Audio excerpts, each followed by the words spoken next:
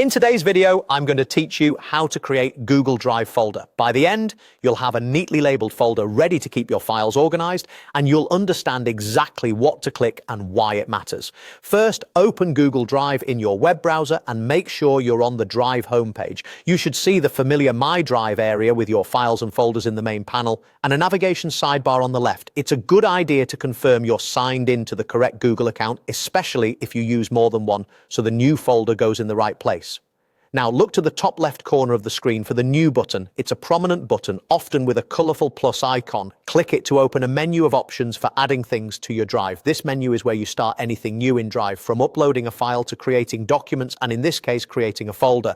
In the menu that appears, click New Folder. This tells Drive you want a blank folder, essentially a container, where you can store related files together. Choosing New Folder ensures you're not uploading or creating a document, but are setting up a place to keep things tidy. A small window will pop up asking you to name the folder.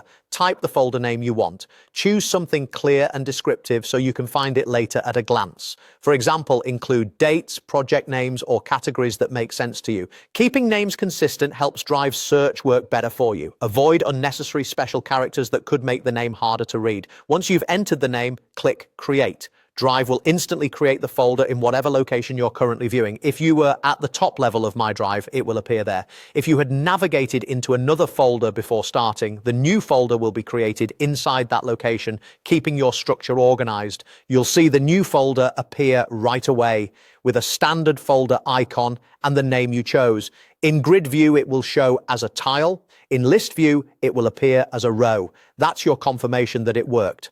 From here, you can start organizing your files by moving them into this folder, and later you can create additional folders to keep related items together. That's all it takes. Open Drive, click New, choose New Folder, name it, and click Create.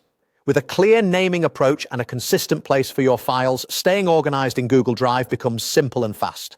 Thanks for watching and enjoy your newly organized Drive.